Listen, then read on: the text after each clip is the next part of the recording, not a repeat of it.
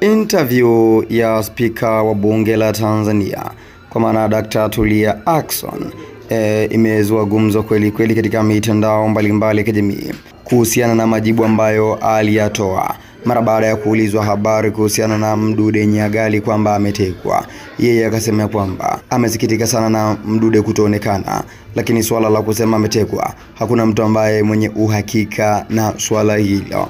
Na pia wapo watu ambao walisadikika kwamba ametekwa lakini wakaonekana wapo wanafanya mambo yao tu, wako store away. Kwa maana akatoa mfano mtu anaweza kaondoka nyumbani kwa wajaga kaenda katika nchi ya jirani kutafuta maisha, watu wakajua kwamba ametekwa na baadaye akarejea kumbe hakutekwa. Sasa hayo yalikuwa ni majibu ya Tulia Ackson, Spika ya Bunge. Roma Mkatoliki ameamua kuzungumza kuhusiana na majibu haya ya Spika wa Bunge. Kazungumza nini Roma Mkatoliki? Utakwenda kufahamu ndani ya video hicho. Kufanya ni kubonyeza alama ya kusubscribe ili uwe mtu wa kwanza kupata video mbalimbali kutoka hapa Bongo Super Media.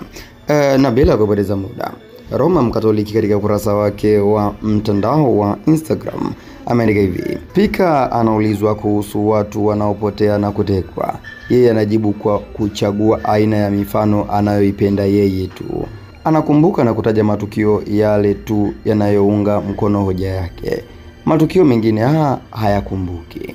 Mwisho kunukuu. Hayo ni maneno ambayo Roma Mkatoliki ameweza kuyaandika katika kurasa wake wa mtandao wa Instagram kwamba Spika anatoa mifano ambayo inaunga mkono hoja yake, lakini hajatoa mifano ambayo haiungi mkono hoja yake ambayo yeye alisema kwamba Mdude hajatekwa. Anaweza kawa tu ameondoka ama ametoweka kusikojulikana, lakini inaweza kaonekana na yuko vizuri tu na pia alikuwa anafanya mambo yake huko. Akatoa mfano hata yule diwani wa Kawe kwamba watu walisema kwamba mpotea kumbe ipo zake anakula bata.